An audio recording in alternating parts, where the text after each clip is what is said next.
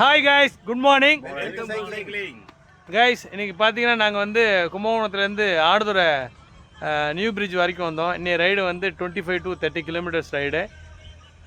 சிறப்பாக இருக்குது நீ ரைடு. கிளைமேட்டும் சூப்பராக இருக்குது.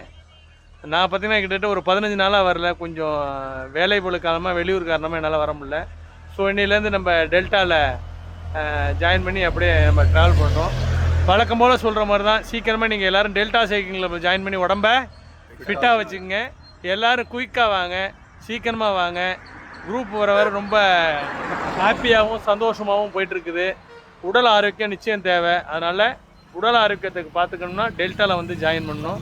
நம்மளோட ஃபேஸ்புக், இன்ஸ்டா, யூடியூப் எல்லாத்தையும் சப்ஸ்கிரைப் பண்ணி லைக் பண்ணுங்கள்.